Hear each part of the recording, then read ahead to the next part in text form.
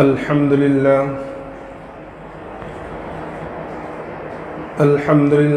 نحمده ونستعينه ونستغفره ونؤمن به ونتوكل عليه ونعوذ بالله من شرور أنفسنا ومن سيئات أعمالنا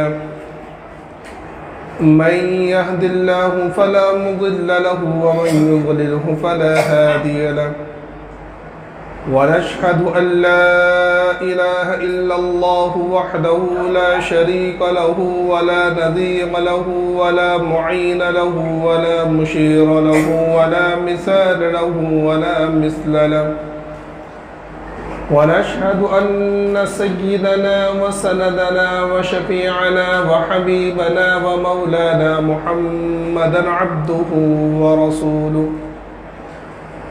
أما بعد فقد قال الله تبارك وتعالى في القرآن المجيد والفرقان الحميد فأعوذ بالله من الشيطان الرجيم بسم الله الرحمن الرحيم فاصدع بما تؤمر وأعرض عن المشركين وقال في موضع آخر وأنذر عشيرتك الأقربين صدق اللہ العظیم۔ قبل اس کے کہ بات شروع ہو ایک مرتبہ بلند آواز کے ساتھ درود شریف پڑھنا۔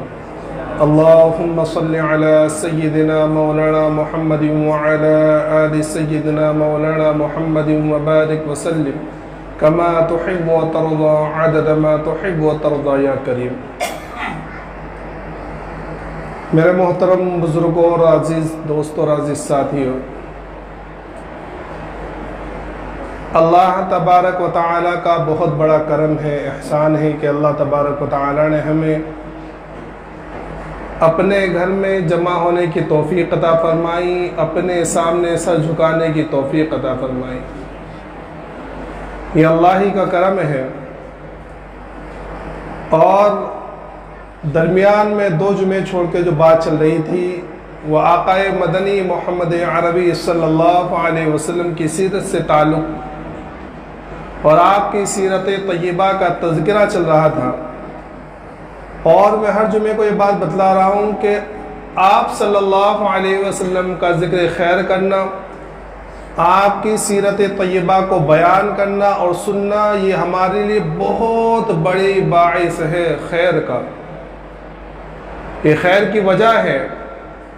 اور آج بہت زیادہ ضرورت ہے اس بات کی کہ ہم اللہ کے رسول صلی اللہ علیہ وسلم کے اور آپ صلی اللہ علیہ وسلم کی سیرت کو جانیں، آپ کی سیرت کو پہچانیں اور اس بات کو سمجھیں کہ اللہ کے رسول صلی اللہ علیہ وسلم کی سیرت میں ہمیں کیا پیغام ملتا ہے اور ہر زمانے کے اعتبار سے ہمارے لیے کیا رہنمائی ہے۔ ابھی آپ نے دیکھا ہوگا کہ اس وقت جو ہے بہت زیادہ بڑا مسئلہ چل رہا ہے فلسطین کا۔ اللہ ان لوگوں کی مدد فرمائے، غیب سے ان لوگوں کے لیے امداد کریں اور ہمارے قبل اول کو اللہ تبارک و تعالیٰ یہودیوں کے ناپاک شکنجوں سے آزاد کرے۔ تو اپنے علماء کی طرف سے ایک بات چلتی ہے کہ بھائی بائیکاٹ کرو۔ کس چیز کا بائیکاٹ کرو؟ کہ ان کے جو پروڈکٹ ہیں ان کا بائیکاٹ کرو۔ اب جو سادہ لوگ مسلمان ہیں جن کے اندر تھوڑی ذرہ برابر بھی رمق ہے وہ تو سن لیتے کہ ہاں بھائی صحیح بات ہے، لیکن جو اپ ٹو ڈیٹ ہے نا اور جن کو ایک دم گھٹے میں پڑ چکا ہے کہ بھائی وہ ساری چیزیں استعمال کرنا اپنے لیے لازم سمجھے ہوئے ہیں، تو یہ کہتے ہیں کہ بھائی اس سے کیا ہوگا، کیا فائدہ؟ حالانکہ اگر آپ اسی چیز کو اللہ کے رسول صلی اللہ علیہ وسلم کی سیرت میں تلاش کرنا چاہیں تو آپ کو ملے گا۔ کیا ملے گا؟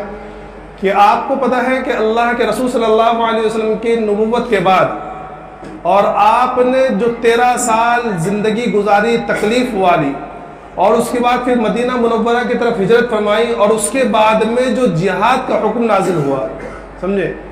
تو اس وقت جو پہلا غزوہ ہوا ہے غزوہ بدر، تو آپ کو پتہ ہے کہ غزوہ بدر جو شروع ہوا تھا یا اس کا ارادہ جو تھا وہ شروع میں لڑائی کا نہیں تھا۔ شروع میں اللہ کے رسول صلی اللہ علیہ وسلم صحابہ کرام جو نکلے تھے وہ لڑائی کے ارادے سے نہیں نکلے تھے، بلکہ اللہ کے رسول صلی اللہ علیہ وسلم اور صحابہ کرام کے نکلنے کا مقصد یہ تھا کہ کفار مکہ کا جو قافلہ شام سے مکہ جا رہا تھا، تجارتی قافلہ، اس قافلے کو لوٹنا، تاکہ اس قافلے کو لوٹ کر مکہ کے مشرکین کی معیشت کو تباہ کیا جائے، ان کو اقتصادی طور پر کمزور کیا جائے۔ کیوں؟ کیونکہ اللہ کے رسول صلی اللہ علیہ وسلم یہ جانتے تھے کہ کسی بھی قوم کے اندر یا کسی بھی قبیلہ یا کوئی بھی جماعت ہے، اس کے اندر جو طاقت آتی ہے وہ اس کی معیشت کے اعتبار سے آتی ہے، اقتصادی طور پر، کہ جب انسان کے پاس پیسہ ہوگا تو وہ ہتھیار خریدے گا، اس کے اندر یہ آئے گا کہ ہم فلاں کے اوپر حملہ کریں، وہ زیادہ پھل پھولے گا۔ تو انسان کو مالی اعتبار سے کمزور کرنا یا کسی جماعت کو مالی اعتبار سے کمزور کرنا، یہ اس بات کی ضمانت ہوتا ہے کہ ہم اس کو کمزور کر لیں کہ وہ مظلوم کے اوپر ظلم نہ کرے۔ سمجھ میں آ رہا ہے؟ تو پہلا جو غزوہ ہوا وہ اللہ کے رسول صلی اللہ علیہ وسلم لڑائی کے ارادے سے نکلے ہی نہیں تھے، وہ اس وجہ سے نکلے تھے کہ ان کو اقتصادی طور پر مالی اعتبار سے کمزور کرے۔ آج ہمارے علماء جو یہ کہہ رہے ہیں کہ بھائی بائیکاٹ کرو، بائیکاٹ کرنے کا کیا مقصد ہے؟ کہ اگر ہم اتنا ہمارے اندر کم از کم اتنی غیرت تو ہو یا اتنی حمیت تو ہو یا اسلامی اعتبار سے ہم جو اللہ کے رسول صلی اللہ علیہ وسلم فرما دیا تھا کہ سارے مسلمان ایک ملت واحدہ ہے، کہ اگر ایک کو تکلیف ہو، ایک کو پریشانی ہو تو دوسروں کو اس کی تکلیف محسوس ہو، کم از کم اس کا ذرہ برابر بھی تو ہمارے دل میں ہو۔ تو آج ہم اگر وہاں جا کے کچھ کر نہیں سکتے، لڑ نہیں سکتے، ہمارا وہاں جانا ممنوع ہے یا ہم وہاں جا نہیں سکتے، تو کم از کم ہم اقتصادی اعتبار سے، مالی اعتبار سے اس کو کمزور تو کر سکتے ہیں۔ یہ ہم سمجھ نہیں رہے ہیں۔ تو آج جو بائیکاٹ کا اعلان کیا جا رہا ہے وہ خاص طور پہ اسی وجہ سے کہ آج جو اسرائیل اتنا بڑا طاقتور ملک بنا ہوا ہے۔ کیوں؟ کیونکہ اگر ہم ایک نارمل انسان، مالداروں کی بات نہیں کرتا، مالدار تو سارا اس میں ڈوبا ہوا ہے، ایک نارمل انسان بھی جب صبح سے شام کرتا ہے نا تو پتہ نہیں کتنے اسرائیلی پروڈکٹ کا استعمال کرتا ہے۔ آج مسلمانوں کی دعوت بغیر اسرائیلی پروڈکٹ کے بغیر نہیں ہوتی ہے۔ ٹھنڈا چاہیے، پیپسی، کوک، سمجھے؟ کپڑے دھلنے کے لیے لا رہا ہے تو اس کے پروڈکٹ استعمال کر رہا ہے، کپڑے پہننا تو اس کے پروڈکٹ استعمال کر رہا ہے، کھانا پینا، سونا، اٹھنا، بیٹھنا۔ تو اگر آج ہم یہ بائیکاٹ کریں گے اور یہ ساری چیز استعمال کرنا بند کریں گے تو اس کو بہت بڑا دھکا لگے گا۔ تو اللہ کے رسول صلی اللہ علیہ وسلم کی سیرت ہمارے لیے آئیڈیل ہے، آپ کی زندگی ہمارے لیے نمونہ ہے۔ ہم زندگی کے کسی بھی مقام پر ہو، کسی بھی جگہ پر ہو، کسی بھی حالات میں ہو، کسی بھی عمر کے اعتبار سے، کسی بھی اس میں ہو، بچپنا ہو، جوانی ہو، بڑھاپا ہو، اللہ کے رسول صلی اللہ علیہ وسلم کی سیرت ہمارے لیے آئیڈیل ہے کہ ہمیں کس طرح زندگی گزارنی ہے۔ تو یہ سیرت طیبہ بیان کرنے کا مقصد یہی ہے کہ ہم سمجھیں کہ اللہ کے رسول صلی اللہ علیہ وسلم ہم سے کیا چاہ رہے ہیں، یا ہمارے لیے زندگی گزارنے کے لیے کیا رہنمائی خطوط ہیں، سمجھے؟ اب یہ سمجھیے کہ حالات اگر آپ دیکھیں تو کتنے آزمائشوں والے ہیں، پریشانیاں، مارے جا رہے ہیں، تکالیف ہے۔ تو آج یا ہمارا جو پچھلی مرتبہ جو بیان ہو چکے ہیں اس کے بعد کہ آج کا جو بیان ہے یا آج کے جو واقعات ہیں یا آئندہ جو واقعات بیان کیے جائیں گے، 13 سالہ مکی زندگی اللہ کے رسول صلی اللہ علیہ وسلم کی اتنی تکلیف میں گزری ہے، اللہ کے رسول صلی اللہ علیہ وسلم کے صحابہ کرام کی، کہ بیان کرنا ناممکن ہے۔ ہم اور آپ بیان کر سکتے ہیں لیکن اس کو محسوس کرنا، بڑا بتلائیے کہ آج کے زمانے میں کوئی محسوس کر سکتا ہے کہ ایک کمزور بوڑھی عورت کو جو ہے، کمزور بوڑھی عورت کو جو ہے برچھی مار کر ہلاک کر دیا جائے، ایک کمزور بوڑھے شخص کو جو ہے 2 مخالف سمتوں میں اونٹ سے باندھ کر اس کو چلا دیا جائے اور 2 ٹکڑے کر دیے جائے، ہوا ہے۔ سیدنا حضرت عمار رضی اللہ تعالیٰ عنہ، آپ کو جو آپ کے والد جو ہے یاسر، ان کو 2 مخالف سمتوں میں کھڑا کر کے اونٹ کو اور باندھ دیا گیا اور ان کو چلا دیا گیا، 2 ٹکڑے ہو گئے، سمجھے؟ آپ کی والدہ حضرت سمیہ رضی اللہ تعالیٰ جو اسلام کی سب سے پہلی شہیدہ ہے، ابو جہل لعین نے آپ کے نازک مقام پر جو ہے برچھا مارا، وہیں شہید ہو گئی۔ ایسے حالات، وہ تکالیف. تو بہرحال آج جو مکی زندگی کا جو ہے تذکرہ مبارک ہے، تو میں نے بتلایا تھا کہ اللہ کے رسول صلی اللہ علیہ وسلم کی 40 سال جب عمر مبارک ہو گئی تو اللہ کے حکم سے جبرائیل امین جو ہے اللہ کے حکم سے وحی لے کر آیا. سب سے پہلی وحی نازل ہوئی اقرأ بسم ربک الذی خلق. اچھا مفسرین یہاں بتلاتے ہیں کہ دیکھو اس زمانے کے اندر کتنی برائیاں تھیں. سب سے پہلے تو بت پرستی، پھر اس کے بعد جو ہے جھوٹ، چوری، ڈاکہ زنی، زناکاری، کتنی ساری چیزیں تھیں. اگر اللہ کی طرف سے اعلان کرنا ہوتا تو اللہ کو سب سے پہلے کیا اعلان کرنا چاہتے؟ وحدو، کہ توحید اختیار کرو. یا یہ ہے کہ بھئی زنا کے قریب مت جاؤ، سب سے پہلا حکم یہ نازل ہونا چاہیے تھا. لیکن اللہ کی طرف سے سب سے پہلا حکم نازل ہوا اقرأ، پڑھو. کیا مطلب؟ پتہ یہ چلا کہ علم وہ نور ہے، علم وہ اجالا ہے جس کی روشنی میں انسان ساری برائیوں سے بچتا ہے. اور جہالت، نا علمی اور لا علمی اور بے علم رہنا، یہ وہ تاریکی ہے جس کے اندھیرے میں انسان سارے گناہ کر لیتا ہے. تو وہ قوم جس کے لیے سب سے پہلی وحی ہی قرأت ہے، پڑھنا ہے، وہ قوم آج پڑھنے میں سب سے پیچھے ہے. وہ قوم آج پڑھنے میں سب سے پیچھے ہے. مسلمانوں کے بچوں کو آپ دیکھ لیجئے، 15 سال کے ہوتے نہیں کہ تعلیم سے ایسے اوب جاتے ہیں کہ بھئی کیا کریں، اتنا پڑھنا، کیا کریں گے پڑھ کر. ہمیں تو وہ 15 سال کے بعد جو ہے سڑکوں پر بیٹ بیچنا، یہ بیچنا، وہ بیچنا. بہت محنت کر لی مسلمانوں نے تو 12ویں کر کے کال سینٹر میں لگ گئے. بھئی فارغ ہو گیا، ہمارا کام ہو گیا. سمجھے؟ ورنہ جب مسلمانوں نے اس بات کو سمجھا تھا کہ پڑھائی اور تعلیم بہت اہم ہے، تو اس زمانے کے اندر جتنے بڑے سائنسداں تھے وہ مسلمان تھے. جتنے بڑے سیاح گزرے ہیں جنہوں نے جغرافی اعتبار سے کتابیں لکھی، مسلمان تھے. اس زمانے کے اندر مدینہ، بغداد اور اس کے بعد میں اندلس جو آج کا اسپین کہلاتا ہے، یہ علم کا مرکز سمجھا جاتا تھا اور سارے مسلمانوں کے قبضے میں تھے. آج بھی یورپ کی بڑی بڑی یونیورسٹیز میں مسلمان مورخین کی اور مسلمان فلاسفروں کی اور مسلمانوں کی لکھی ہوئی کتابیں پڑھائی جاتی ہیں ترجمہ کر کے. کیوں؟ کیونکہ ان لوگوں نے سمجھ لیا تھا کہ تعلیم کیا ہوتی ہے. اور جب سے مسلمانوں نے تعلیم کو چھوڑ دیا اور مسلمانوں کے بچوں نے تعلیم سے ہٹ گئے، اب دیکھ لیجیے کیا حالت ہے ہماری. تو سب سے پہلا پیغام، سب سے پہلی وحی میں یہ ہے کہ اپنے آپ کو تعلیم سے آراستہ کرو، اپنے بچوں کو تعلیم دلاؤ، ان کو کم کھلاؤ وہ چلے گا. آج ہمارے مسلمانوں کا مسئلہ کیا ہو رہا ہے کہ پورے گھر والے ہفتے میں 1 مرتبہ اور تھوڑا زیادہ اور وہ کر لیں تو مہینے میں 4 مرتبہ، ہفتے میں 2 مرتبہ جو ہے ڈھابوں پہ جا کے اپنے بچوں کو کھانا کھلا دیتے ہیں، ہزاروں روپے خرچ کر دیتے ہیں اور اس کو فخر سمجھ رہے ہیں. اور جہاں تعلیم کا مسئلہ آیا تو یہ بہت مہنگی تعلیم ہے، بہت. ارے بھائی بھوکے رہ جاؤ، کم کھاؤ، ذرا دال روٹی سے گزارا کر لو، لیکن اپنے بچوں کو تعلیم دو، اپنے بچوں کو علم کی زیور سے آراستہ کرو. یہ ہمارے بچے کل جا کر ہمارے لیے مستقبل کا سامان بنیں گے.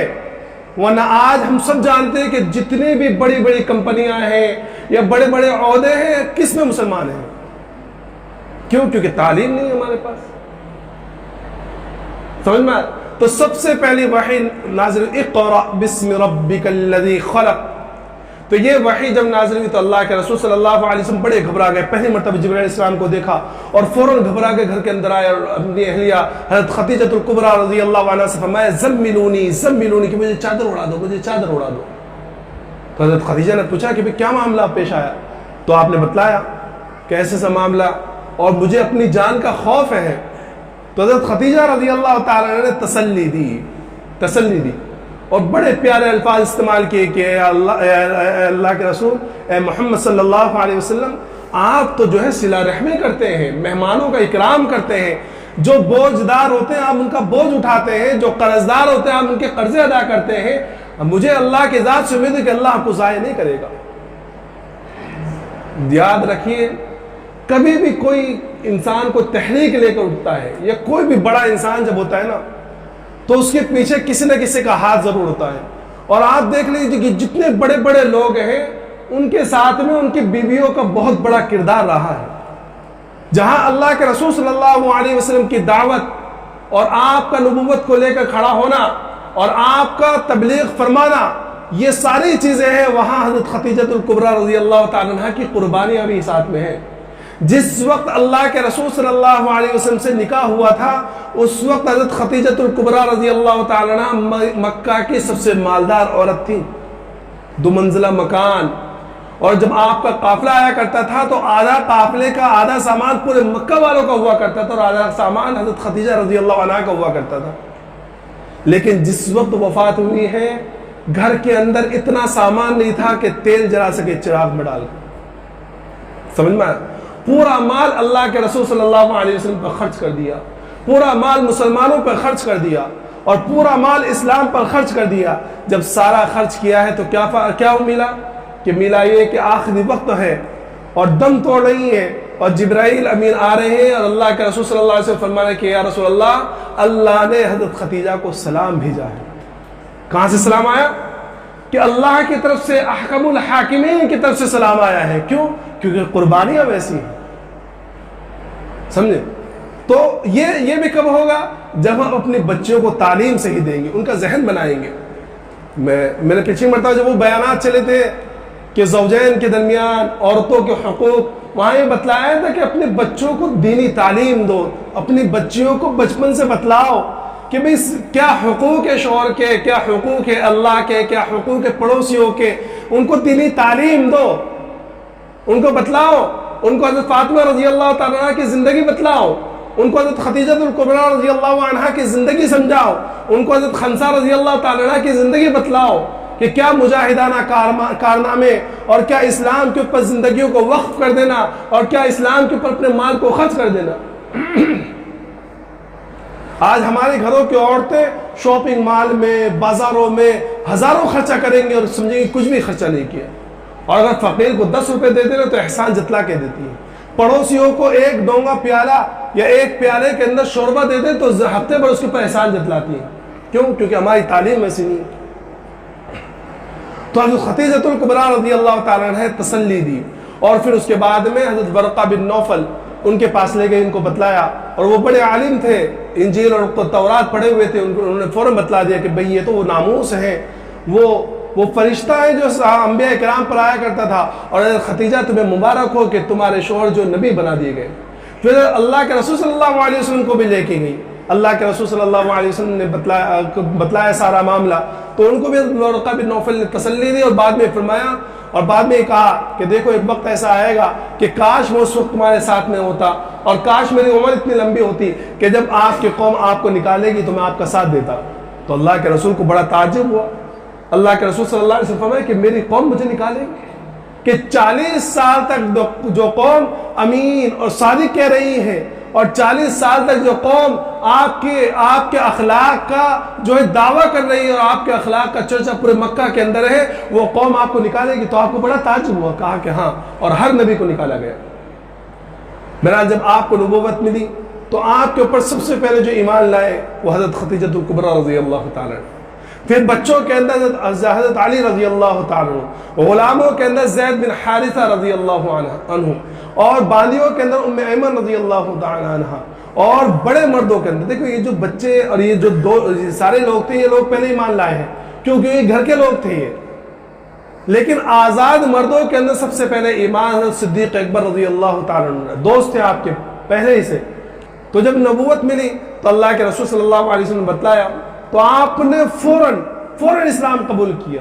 تو اللہ کے رسول صلی اللہ علیہ وسلم فرمایا کہ میں نے جس پر بھی اسلام کو پیش کیا اس نے تھوڑا بہت تردد ضرور کیا. حضرت علی کے اوپر اسلام کو پیش کیا تو حضرت علی نے فرمایا کہ میں ابا جان سے پوچھ کے بتلاؤں گا. زید رضی اللہ تعالیٰ عنہ غلام تھے اور حضرت خدیجہ بیوی تھی, لیکن چونکہ حضرت ابوبکر صدیق رضی اللہ تعالیٰ عنہ آزاد تھے, منع کر سکتے تھے. سمجھے؟ بیویاں شوہر کے تابع ہوتی ہیں, بچے اپنے پالنے والے کے تابع ہوتے ہیں, غلام اپنے آقا کا تابع ہوتا ہے, لیکن آزاد مرد وہ بھی عقل مند اور مکہ کے مشہور تاجر اور مکہ کے عقل مندوں میں شمار ہوتا ہے حضرت ابو بکر صدیق رضی اللہ تعالیٰ عنہ کا. آپ نے بالکل تعامل نہیں کیا, فوراً فرمایا کہ یا رسول اللہ اپنا ہاتھ بڑھائیے, میں اسلام قبول کرتا ہوں. تو فرمایا کہ میں نے جس کے اوپر بھی اسلام قبول کیا, ہر ایک نے تھوڑا بہت تردد ضرور کیا سوائے حضرت ابو بکر کے, کہ آپ نے فوراً اسلام قبول کر لیا. کچھ دن اسی طرح چلے. اب حضرت ابو بکر صدیق رضی اللہ تعالیٰ عنہ نے اپنے دوستوں کو تعلیم دی اور ان کو دعوت دی.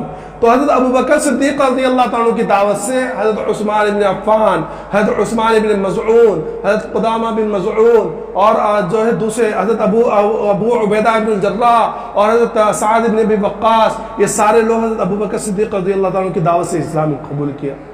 کچھ دنوں تک اسی طرح تقریباً 2 سال اس حالت میں گزرے ہیں کہ بس آپس میں ہی تعلیم دعوت چل رہی ہے, آپس میں بتلایا جا رہا ہے. کسی کو دیکھ رہے کہ یہ کیا کون سا دین ہے, کہا کہ یہ دین ہے محمد صلی اللہ علیہ وسلم اللہ کے رسول ہے. 2 سال اس طرح گزرے. 2 سال کے بعد جو ہے اللہ کی طرف سے پھر اعلان ہوا فاصدع بما تؤمر واعرض عن المشرکین. سمجھے کہ آپ اپنی قوم کو دعوت دیجیے, وَأَنذِرْ عَشِيرَتَكَ الْأَقْرَبِينَ, اور اپنے قریبی رشتہ داروں کو بتلائیے, ڈرائیے ان کو اللہ سے. تو اللہ کے رسول صلی اللہ علیہ وسلم نے ایک دعوت کا انتظام کیا, اور انتظام کرنے کے بعد جب سارے لوگ فارغ ہو گئے, اور بعض روایت میں کہ دعوت 2 مرتبہ دی گئی. ایک مرتبہ تو یہ اس طرح ہوا کہ ایک بالکل ایک آدمی کے کھانے کے برابر گوشت تھا اور اتنے برابر جو ہے روٹیاں وغیرہ تھی. اللہ کے رسول صلی اللہ علیہ وسلم نے وہ کھا کر دوبارہ اسی کو ویسے رکھ دیا, اور اس کے بعد تمام لوگوں کو جمع کیا.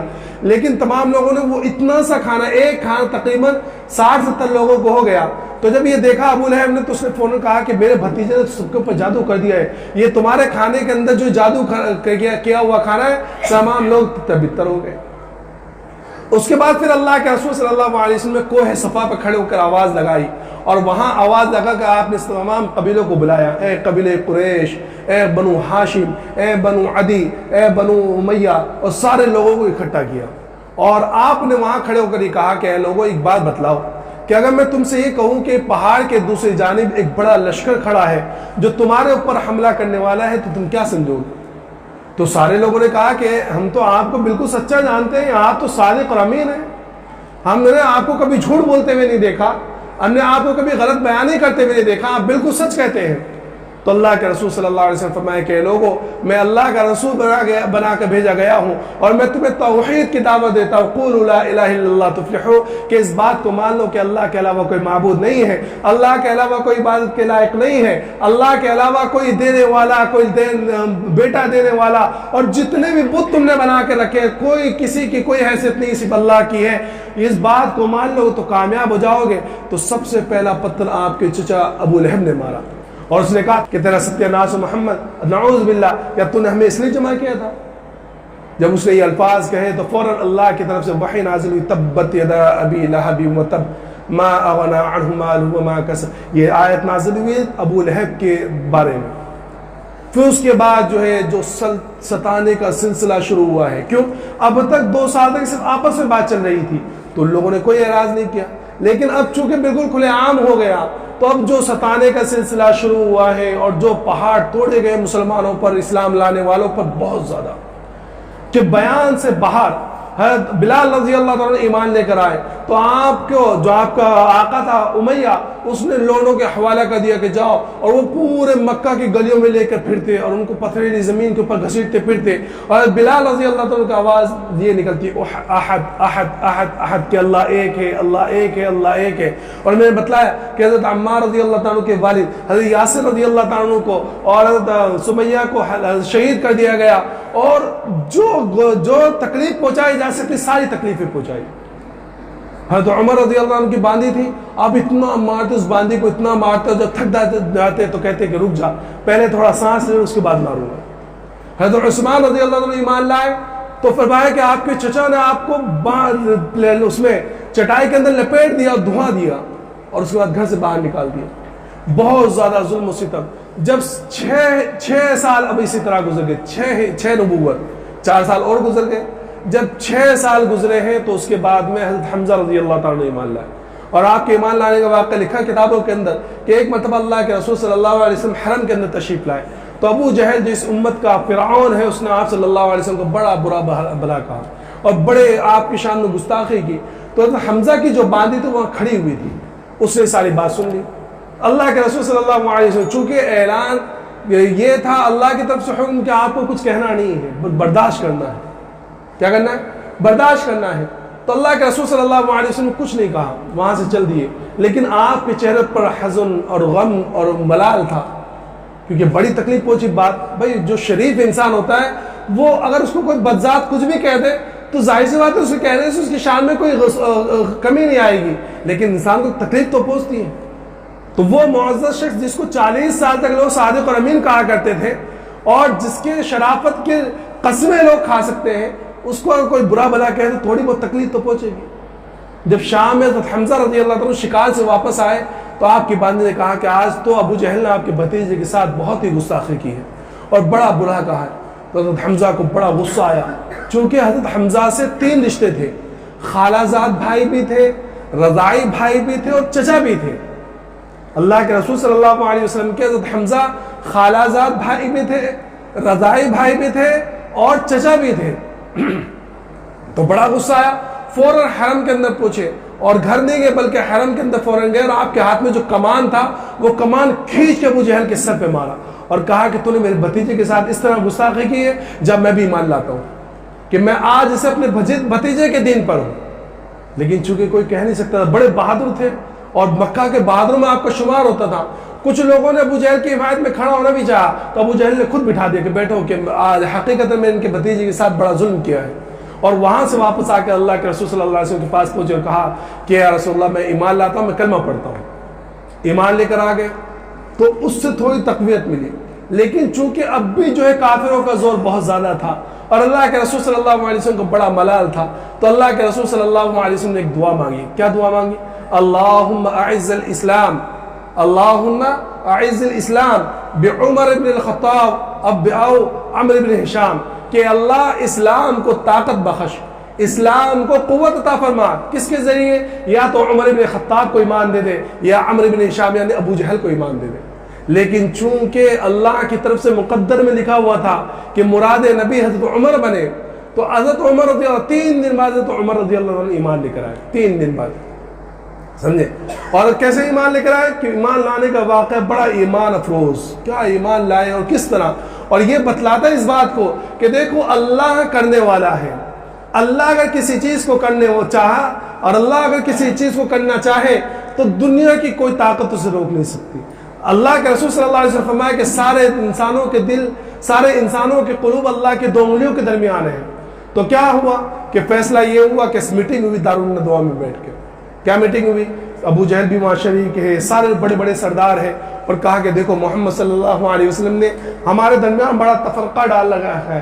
باپ بیٹے کا دشمن بن گیا، بیٹی ماں کی دشمن بن گئی، اور سارے لوگوں میں جدائی یہ ہو گئی. کچھ نہ کچھ تو کرنا چاہیے. بہت ساری رائے پیش کی. حضرت عمر کھڑے ہو گئے کہ بھئی میں آج ایک کام کرتا ہوں، سارا قصہ ہی ختم کر دیتا ہوں. نہ رہے گا باس، نہ بجے گی بانسری، میں نعوذ باللہ محمد صلی اللہ علیہ وسلم کو قتل کر دیتا ہوں. جب یہ الفاظ کہے تو سارے لوگوں نے کہا کہ ہاں عمر کر سکتے ہیں، بڑے بہادر ہیں، تم ہی کر سکتے ہو. اور تھوڑا چڑھایا، کہا کہ ٹھیک ہے. تلوار نہیں چل دی رستے میں. اب جب رستے میں پہنچے چلتے چلتے تو وہاں ملاقات ہوئی حضرت نعیم رضی اللہ تعالیٰ عنہ سے. تو حضرت نعیم نے دیکھا کہ عمر ہے، غصے میں ہے اور تلوار ہاتھ میں ہے. پوچھا کہ عمر خیر تو ہے؟ کیا بات ہے؟ کہا کہ آج میں سارا قصہ مٹا دوں گا، پورا مدینہ مکہ جو ہے پریشان ہے اور سارے لوگوں کے اندر تفرقہ پھیل گیا ہے، آج نعوذ باللہ محمد کو قتل کر دوں گا. تو حضرت نعیم بھی ایمان لا چکے تھے. تو حضرت نعیم نے کہا کہ عمر ذرا یہ تو بتلاؤ کہ اگر وہ دین سچا ہو تو کیا؟ تو فوراً حضرت نعیم کا گریبان پکڑ لیا کہ لگتا ہے تو بھی صابی ہو گیا، تو بھی جو ہے اپنے دین سے پھر گیا ہے. تو حضرت نعیم نے کہا کہ ارے نہیں، میری بات تو سنو پہلے، کہ بات یہ ہے کہ ذرا اپنے گھر کی بھی تو خبر لو کہ تم محمد کو مٹانے جا رہے ہو، تمہارے گھر کے اندر محمد کا دین پہنچ چکا ہے. کہا کہ کیسے؟ کہا کہ تمہارے بہن اور بہنوئی ایمان لا چکے ہیں. تو اور زیادہ بگڑ گئے کہ میں جس دین کو مٹانے کے لیے قتل کرنے جا رہا تھا وہ دین میرے گھر تک پہنچ گیا. فوراً رخ بدل گیا اور بہن کے گھر پہنچے. بہن کے گھر جب پہنچے تو پہلے دروازے سے کان لگا کے سنا کہ پتہ نہیں کیا کر رہے ہیں. جب کان لگا کے سنا تو اندر حضرت خباب رضی اللہ تعالیٰ عنہ، آپ کی بہن فاطمہ اور آپ کے بہنوئی سعید بن زید کو جو ہے قرآن شریف پڑھا رہے تھے. تو آواز کا پوری آواز تو پہنچی نہیں، لیکن ایسا لگا کہ کچھ پڑھ رہے ہیں کچھ لوگ. دروازہ کھٹکھٹایا، اب بہن اور آواز لگائی کہ دروازہ کھولو، تو بہن گھبرا گئی. فوراً حضرت خباب کو پردے کے پیچھے چھپا دیا اور وہ قرآن شریف کا جو پرچہ تھا، جو قرآن شریف کے جو آیتیں اتری تھی اس وقت، وہ جو آیتیں تھیں وہ لکھا ہوا جو تھا وہ فوراً ایک جگہ چھپا دیا، اور اس کے بعد جو ہے دروازہ کھولا۔ حضرت عمر رضی اللہ عنہ داخل ہوئے، فرمایا کیا کر رہی تھی؟ کہا کہ کچھ نہیں، کہا کہ کچھ مجھے آواز آئی ہے، اور سب سے پہلی بات تو یہ ہے کہ میں نے سنا ہے کہ تم اپنے دین سے پھر گئے ہو۔ تو سعید آگے کہنے لگے کہ عمر ذرا یہ تو بتلاؤ کہ اگر وہ دین سچا ہو اور وہ دین حق پر ہو تو تم بھی پھر بھی ایک بات کہتے ہو۔ فوراً غصے میں تو تھے، فوراً اپنے بہنوں ہی کو مارنا شروع کیا، بہت مارا۔ بہن بچانے کے لیے آ گئی تو ایک ایسا تھپڑ منہ کے اوپر مارا کہ آپ کے کان کی بالیاں جو ٹوٹ کے گر گئی اور کان سے جو خون جاری ہو گیا۔ لیکن وہ بھی خطاب کی بیٹی تھی، وہ بھی عمر کی بہن تھی، فوراً کہنے لگی کہ عمر تم کیا کہتے ہو کہ اگر تم خطاب کے بیٹے ہو تو میں بھی تو خطاب کی بیٹی ہوں، تو اگر تم کیا چاہتے ہو؟ ہم تو یہ بات کہتے ہیں کہ ہمیں ایمان کی معرفت مل گئی ہے، ایمان کی بلندی مل گئی ہے، اب تم ہمارے ساتھ جو معاملہ کر دو، جو ہمیں مار دو، کاٹ دو، بوٹی کر دو، ہم ایمان سے نہیں پھر سکتے۔ جب یہ بات کہی تو حضرت عمر کا دل ذرا پسیجا، جب بہن کے چہرے پر خون دیکھا تو اور تھوڑا دل نرم ہوا، اب کہنے لگے کہ اچھا بتلاؤ کیا کر رہے تھے، کیا پڑھ رہے تھے؟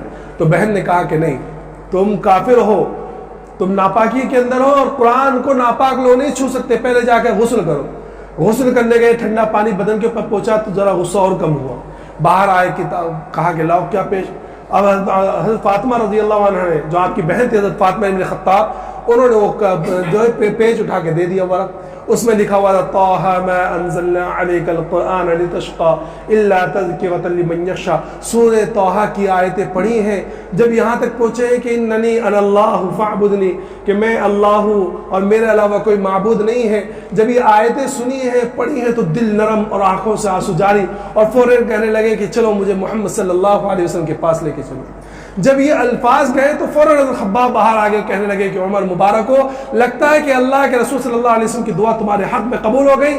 کل میرے سامنے اللہ کے رسول نے بڑے گر گرا کر اللہ سے دعا مانگی تھی، اے اللہ ان دو لوگوں کے ذریعے کسی ایک کے ذریعے جو ہے اسلام کو تقویت پہنچا، مجھے ایسا لگتا ہے، محسوس ہوتا ہے کہ اللہ کے رسول کی دعا تمہارے حق میں قبول ہو گئی۔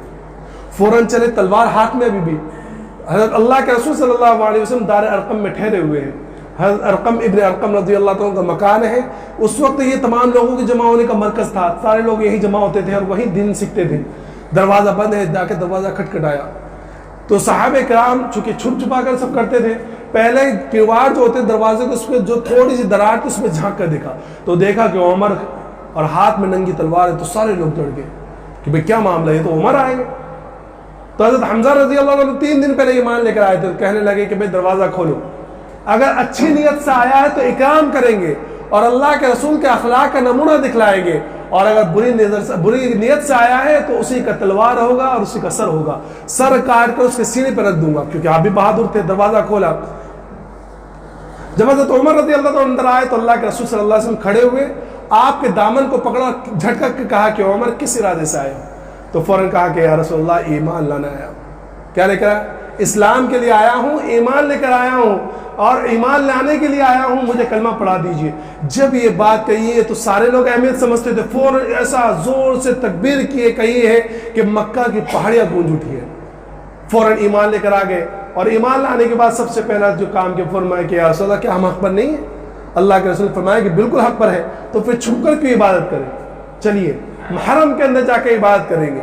یہ عمر ہے کہ ابھی ایمان لا کر 1 دن نہیں ہوا ہے، ایمان لا کر 1 دن نہیں ہوا ہے، اور وہ رخ پلٹا اور وہ رخ چینج ہوا، تبدیل ہوا کہ وہ عمر جو اللہ کے رسول کو قتل کرنے کے لیے آئے تھے، نعوذ باللہ، اب اللہ کے سب سے بڑے پہرے دار بن گئے۔ فوراً کہا کہ یا رسول اللہ حرم کے اندر جا کے نماز پڑھیں گے، اور ساروں کو لے کے چلے، اور وہاں دارالندوہ بیٹھے ہوئے کہ بھئی عمر گئے ہیں، کچھ نہ کچھ کر آئیں گے، کچھ نہ کچھ کر آئیں گے۔ اب دیکھا کہ بھئی عمر تو آ رہے ہیں لیکن ساتھ میں اللہ کے رسول بھی موجود ہیں اور دوسرے صحابہ کرام کے موجود، سارے ارمانوں پر جو ہے پانی پھر گیا، بے تو بڑا مسئلہ ہو گیا۔ حرم کے اندر آئے، ایک صف میں آپ کھڑے ہوئے، ایک صف میں حضرت حمزہ کو کھڑا کیا، اور وہاں اس کے بعد نماز پڑھی ہے۔ یہ پہلی نماز ہے جو آزادانہ طور پر حرم مکہ میں پڑھی گئی، سمجھے؟ اس کے بعد جو اور آگے کے 6-7 سال ہیں جو پریشانیوں کے انشاءاللہ اس کے بارے میں آئندہ ذکر کیا جائے گا. تو بہرحال بتلانے کا مقصد یہ ہے کہ سیرت طیبہ ہمارے لیے عملی نمونہ ہے. ہم اپنے سیرت طیبہ کو اپنی عملی زندگی کے اندر اتاریں. اللہ تبارک تعالیٰ تمام کو سیرت پر عمل کرنے کی توفیق عطا فرمائے. وآخر دعوانا الحمدللہ رب العالمین.